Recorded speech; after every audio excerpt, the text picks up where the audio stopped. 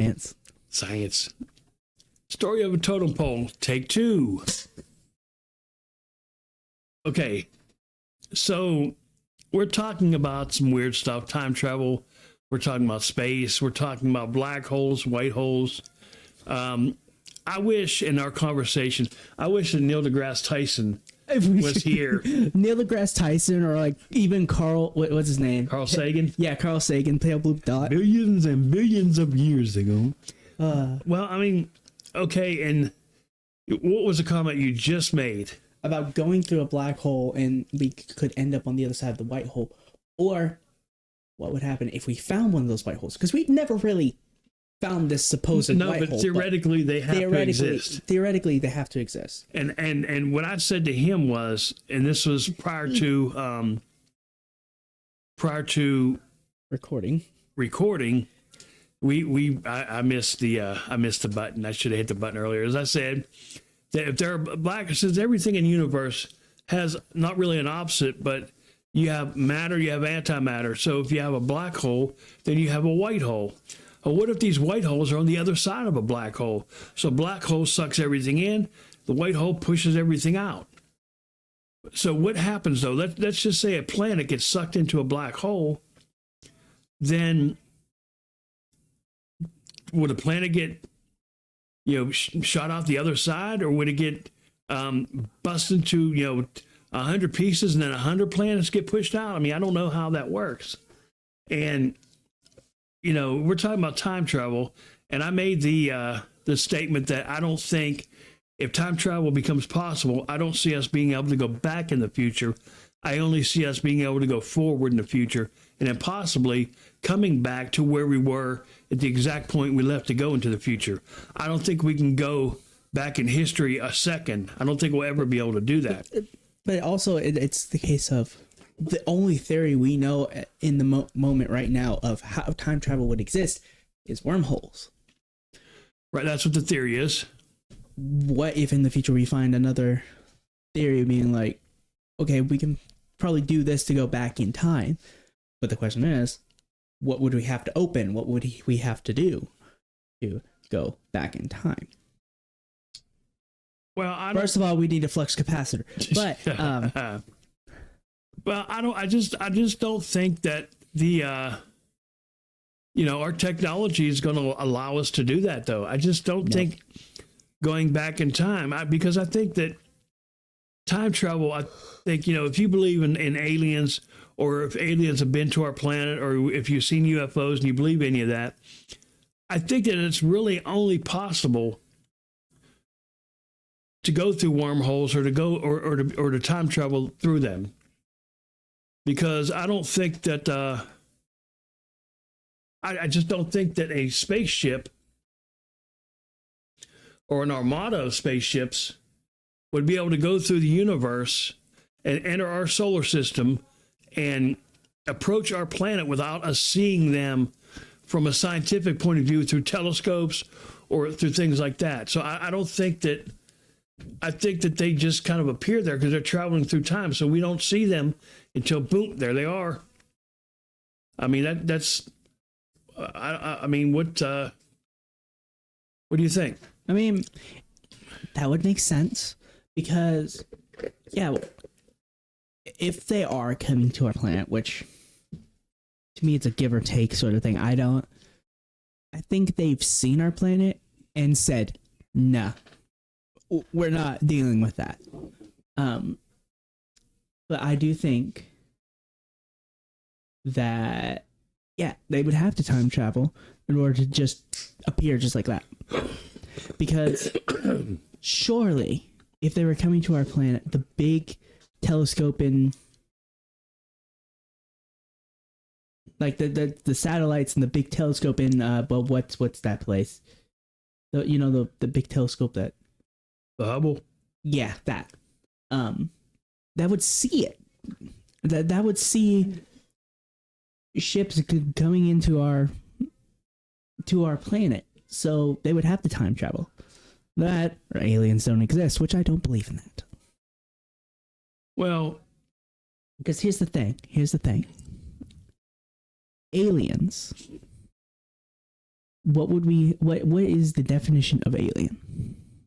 Um, well, that's a good question. I would say from a scientific point of view, that an alien would be something of not of this earth, that was born outside of the confines of our atmosphere.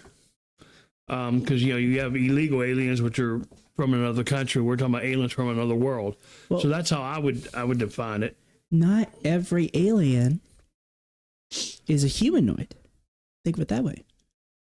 If it means they're not from this world, if there's bacteria on Mars, that's considered alien. You're absolutely right. Now, I never, if I said something to make the assumption that we were talking about humanoids. No, I'm just saying in general, because when you think of aliens, what does everyone think of? That long neck, long body with kind of diamond-shaped head.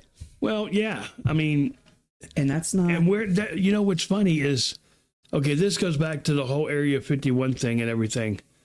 And Roswell. But if aliens didn't exist, okay, then why do we have so many diagrams of these creatures looking the same from people from all over the world that kind of all look the same? I mean, who thought of this concept? If they don't exist, who thought of this concept? Said, this is what I picture an alien would be, and that got accepted around the world. So, Roswell, Area 51, something happened. I kind of do believe that there was an alien ship that landed there or crash landed there. I mean, yeah, it's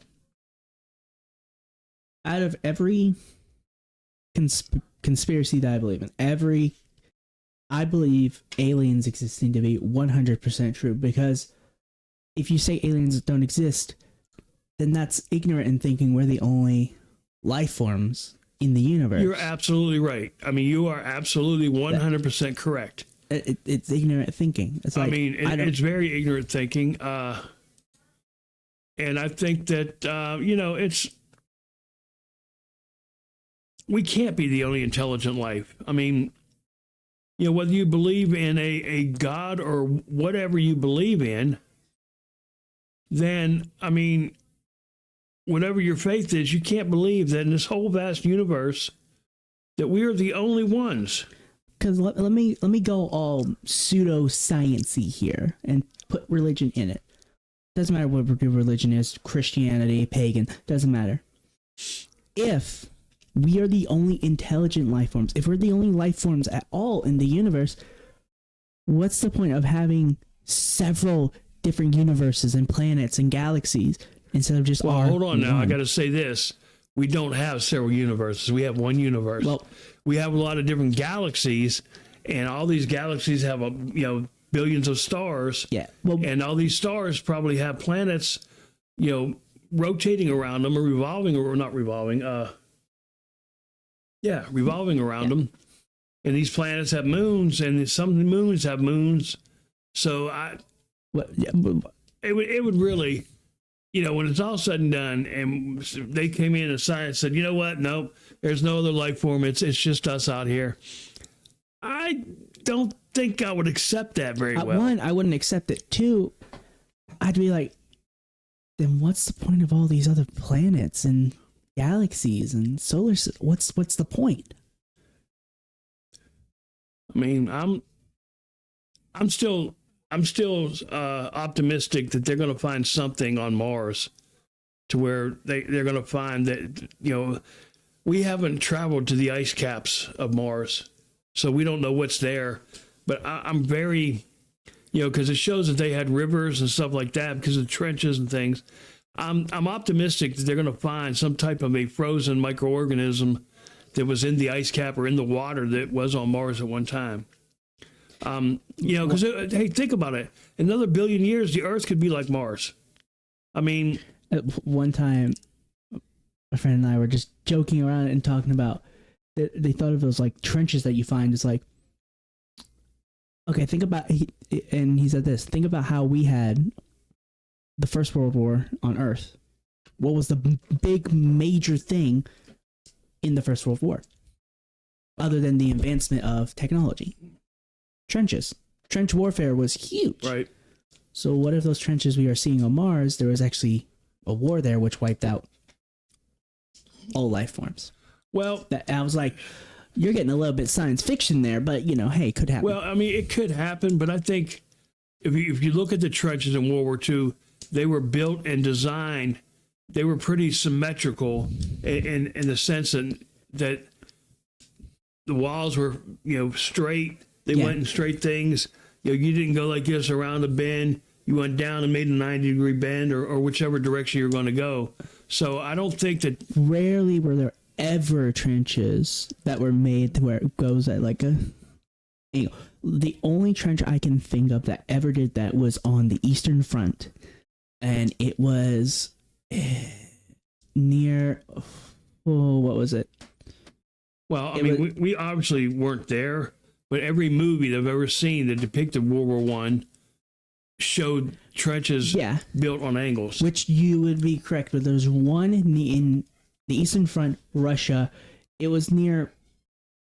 If you know where the attack of the Denman happened, it was like 100 miles or 100 kilometers away. To where it had or at least it had an illusion of a curve. Maybe there wasn't an actual curve, but it had an illusion. What was the?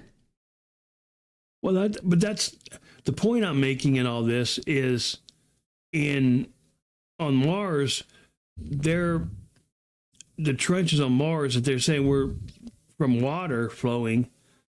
It's the same as our riverbeds and our rivers are. I mean, that's why we think the way we do about that, because they're the same. Which you could say that's probably how Earth will be, in a couple thousand years. Well, I mean, that's why I said a million years, because I think the Earth will last 1,000 years. I don't mean longer than any country on this planet. I can tell you that. Well, yeah, I mean, think about what civilization's only been around for a couple thousand years, right? Yeah. So, and there's well, it's hard to say how long, AD. And yeah, I still use the term AD. I'm not into all the other stuff. BC and AD. I still use all that. Yeah. But I don't know.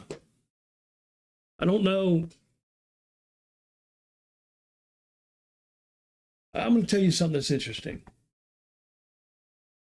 If the history of Earth was a clock and it had 12 hours, dinosaurs would have been here at 11 o'clock. People would have been here 2 minutes to midnight.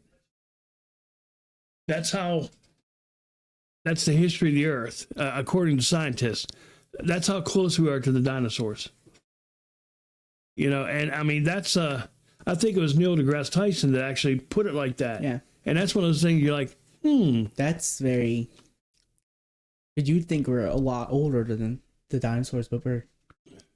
Well, you would think that, but I mean, we're not. Do you believe those cave carvings? Well, when I say man, I'm just talking about Homo sapien. I mean, it could be cavemen or whatever. Yeah. But actually, that would have been like 5 minutes till midnight. But intelligent man, and I'm gonna say from probably the, in the starting in the hundreds, like the 1400s or whatever. That's really when intelligent beings started to show for whatever reason. But yeah, well, it's like. Well, we had intelligent beings in like 800, and because think about the Roman Empire.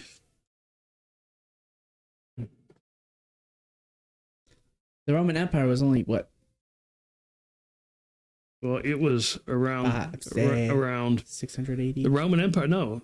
Well, no, BBC. BC, yeah, okay. I mean, it was because it was the Romans. If you believe in the Bible, it was the Romans who, when they found out that the Christ was born, it was the Romans who tried to seek him out and start killing all kids under 2 years old, hoping that they killed him. And I mean, that was the Romans that did that. So the empire was, It was before he was born. And then, like 100 or so years later, or a few hundred years later, then you got the Holy Roman Empire, which was neither holy nor Roman. Well, I don't know. I love making mean, that joke. it's just it's so weird to sit and talk about things and pontificate that we'll never be able to answer. We'll never have the answers. You know, I mean, I really wish that people back then, around the, when BC became AD, around that time, I wish that there were better records kept. But the problem is language wasn't it wasn't really a great thing back then. I mean, And also think of it this way. Most of the records that probably would have been back then were in the Library of Alexandria. they got burned. And we all know what happened there. Right. Well, that's my point. I mean, think about this. Think about from, I would say, 1960 on, all the documents, all the records, all the space stuff. I mean, everything, 1,000 years from now, it's still going to be around. They've done so much to safeguard the destroying of these documents. I mean, hell, we still have the original Declaration of Independence and the original Constitution that was written back in the 1700s. You know what I mean? We still have those. And it's like, even now with the age of the internet, those things aren't going away. Right. I mean, you're right. They'll never go away. And, I mean, I don't know. It's just weird to think about. It's everything that's happening now. I said back to 1960. Well, we really didn't have the internet back then, but everything was documented to the case, and now it is on the internet. I mean, 1969, rockets launching, going to the moon, stuff like that. We have all that on videotape that's archived, and it's going to be around for as long as mankind is in existence. The Declaration of Independence, the Constitution, they're on display at the Library of Congress, but they're safeguarded from being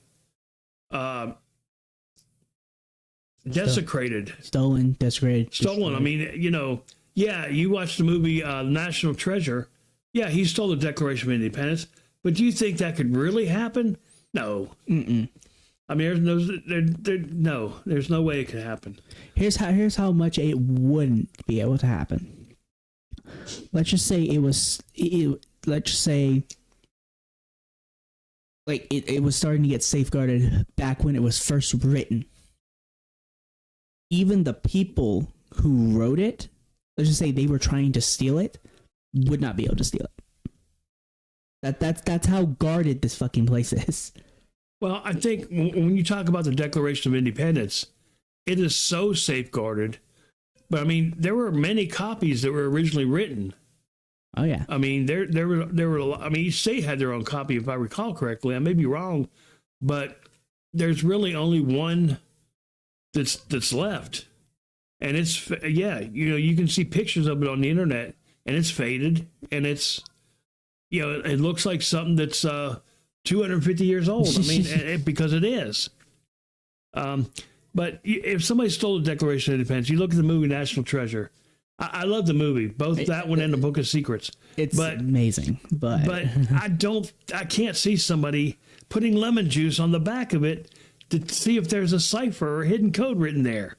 I mean, you stand a chance. Would you want to be the one responsible for A, stealing the Declaration of Independence, and B, destroying the Declaration of Independence? But correct me if I'm wrong. It was either the Constitution or the Declaration of Independence. One of those copies was found, like, I don't want to say yard sale, but it was inside of a picture frame that somebody found and wanted to change the picture, and they found one of the copies. I can't remember which one it was, but apparently, yeah. And it's now in the Library of Congress. But I like those movies. Yeah, they're kind of a fantasy type thing, but Yeah, it's just, and we talked about time travel, just like the Back to the Future movies. I enjoy those because they did such a good job from movie to even within its own movie, keeping the timeline perfect. You know, and it's just, I don't know. Apparently, they're making a 4. I heard that. Yeah, and you know, Michael J. Fox is in it as Marty, but doesn't play the main character. It's just like a cameo role. But you know, just little things like in the schools, looking at the time on the clocks, and just, I mean, it was just so they did that movie just so perfectly. So perfect. You know, it'll be really interesting to watch the new movie and to see if they, you know, kept it kind of the same. I mean, I don't even know what the premise would be, but I know that like after the first movie, his girlfriend got played by Elizabeth Shue. And I can't remember the girl's name in the first movie, but apparently those two end up meeting. The two different ones end up meeting.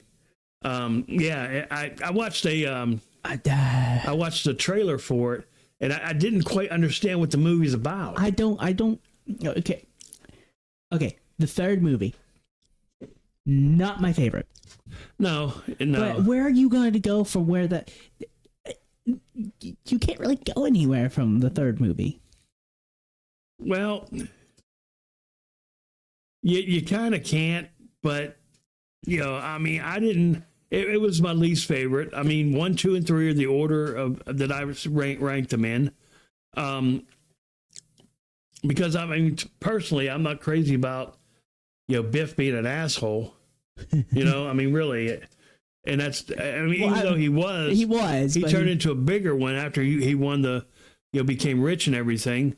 But which would make sense, but you know. I mean, I don't know, because I think that, you know, the first one, they were in the past, in the 50s, right? The second one, they were in the future. I remember posting a meme saying, you know, when it was like, what, 2016 or 15 or whatever it was, say, look, in 10 minutes, we got to start dressing like this. But, and then the third one, they went back to the Old West. So maybe, I mean, I could see doing a future to where they're, you know, it's kind of the space age and everything. Like maybe habitat on the moon, or, you know. Even though I like the history of the Old West, I just couldn't get into the third movie. It was just not. It just didn't seem like Back to the Future, if that makes sense. No, it was slow. I mean, it was slow because really, when you think about it, the third one was more of a love story of Doc and I can't remember her name, but the old writer who I can't remember her name. She's a real Claire. Yeah, she's a real history figure, I believe, if I'm not mistaken. No, I don't. None. It was all fictitious, man. I mean, it was all fictitious. I didn't recognize one name anybody said that would. Yeah, I mean, just like any of the movies. Think about it. I mean, it's not like a Forrest Gump where he experienced things that actually happened. I think everything in the movies was fictitious. I mean, I can't think of anything that would be. But wasn't there something in one of the movies where? No, I'm probably thinking of a different movie. I'm probably thinking of a different show or movie, because I was like, isn't there one where you see a president walking down the street, like not walking down the street, but in like a carpool? But then I'm like, wait, that's a different show entirely. Yeah, I don't know. I'm thinking of one. I remember the scene in. It could have been Forrest Gump, actually. I think. No, it wasn't. And here's why I say that. It had Teddy Roosevelt. I remember this. Teddy Roosevelt. It had Roosevelt. He was like walking down the street, waving at everyone. It was almost like a parade, but you know, since he couldn't have a car. I mean, I remember seeing him in the musical Newsies he was in his car and he was tipping his hat and waving at everybody. Yeah, I don't think. But I don't know of a movie where that happened. Technically, the Newsies is a movie, but didn't like the musical though. The actual Broadway musical of Newsies. Nope. Didn't like it. Nope. They changed everything way too much. The songs were different. The guy who played Denton, the reporter, was a girl. And I guess her and Jack fell in love or something. Instead of him falling in love with Sarah, the sister of David and what was his brother's name? David and I can't remember. I haven't seen Newsies in forever. I can't remember. But I mean, they just changed everything around. I didn't like it. I didn't like how the set was with all the squares. It looked like Hollywood squares. I didn't care for it at all, man. But yeah, I mean, I'll give a review or something when Back to the Future 4, I guess if that's what they're calling it, comes out, when it comes out. But I mean, I don't want to get too excited for it because, I have a problem with movies that are critically acclaimed and everybody says it's the greatest thing on earth and blah, blah, blah. I guess my expectation is too high. I'm going to give you case in point. Saving Private Ryan. Everybody talked about how good that movie was and everything like that. I didn't care for it. It was mediocre at best. I mean, it was slow. They didn't discuss things they should discuss. Like, why did Tom Hanks's character, why did he have the shakes? Well, they didn't explain that, but that's actually historically accurate. That was a huge thing that soldiers because obviously Saving Private Ryan would happen during Normandy and then the days prior to it. That happened to a lot of soldiers that were fighting on the beach of Normandy. They were shaking on both sides. Well, yeah, but his character was so calm, cool, and collected about everything. But he'd look at his compass or look at a piece of paper and his hand's shaking. I mean, that doesn't really need to be explained if you know the history of World War II. But here's the difference, though. A lot of the people you're talking about were kids who got over on the beach of Normandy, and every other person was given a gun and every other person was given ammo. So this person with ammo would follow this person with a gun until he got killed. Then he'd take the gun. Then he had the gun and ammo. I mean, you're taking kids, and they didn't even really have boot camp and stuff like that as much. Well, back then. That didn't really happen during the beaches of Normandy. What you're thinking of is the myth of the Soviet Union. No, that's not what I'm thinking about. Because that's the exact same thing people say about the Soviet Union. One comrade gets ammo, one comrade gets gun. Mm-hmm. Comrade with gun dies, comrade with ammo, pick up gun. No, I'm talking about this is, I mean, if you research it, that's what happened. But they took kids, boot camp's normally 6 to 8 weeks for whatever branch of military service. They took kids that were, turned 18, they drafted them, took some of them out of high school, sent them overseas, put a gun in their hand. No instructions, not knowing what to do, listen to the person in charge. Didn't tell them who it was. They didn't know. They had to figure out who was in charge. I mean, it's crazy. Usually the person who's in charge is the one who's talking a lot. So they probably figured that out real quickly. It's kind of like what movie? Forrest Gump, actually, when Lieutenant Dan said, don't salute me. Because that's a dead giveaway. If anybody's watching them, you salute somebody, that means they're superior in rank, and that's who they want to take out. And it's I don't know. It had to be a hard time for people who went. And I kind of regret that when your great grandfather was in his right mind, that I didn't sit and listen to the stories he told about World War II in Korea, because he was in both of them. I mean, He was in the front lines fighting in both of them. And every once in a while he'd talk about it, but for the most part, he didn't like to talk about what went on. But of course, he was the same type of person that said that, PTSD doesn't exist. These people came back that were, had PTSD and shell shocked. It wasn't a real thing because he didn't experience it. He was able to suppress it. I think everybody came back. What, you know what I mean? Because that has to mess with your mind. If you're out there and just killing people and seeing people get killed, it has to mess with your mind. I mean, it just, if you're a normal person, it has to. And if it doesn't mess with your mind, then I don't think you're normal. Like you can even like with people where they're like, even people who are like, I don't think that would mess with my mind. I'm like, you say that, but then I'd suggest you go and experience that if you think that. Yep, I agree. Like even my thing, I'm like, I don't think that would affect me. I don't think it would. But now I'm thinking, seeing it on a TV show, movie, game is obviously much different. That's why, here's the thing about VR, which why VR is so fucking scary. There are games that people have made with World War II in VR, and one of my friends played it. His hands were shaking after playing it. I'm like, yeah, that's more real, because you're not looking at a screen. You're actually looking, almost as if you're actually looking into the eyes of your character rather than looking at a screen through the eyes of your character. Yeah, I don't think I've ever looked at VR. I have. I can actually see in VR too, like, which is weird. Well, but the point I'm making is this, is, if you look at games like the America's Army, that game came out and it was a training aid for soldiers.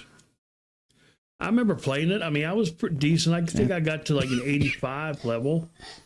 100 is the highest you can get. And I think I was at 85. But to me, there was nothing in it that said, okay, this is real. I mean, nothing about it was real.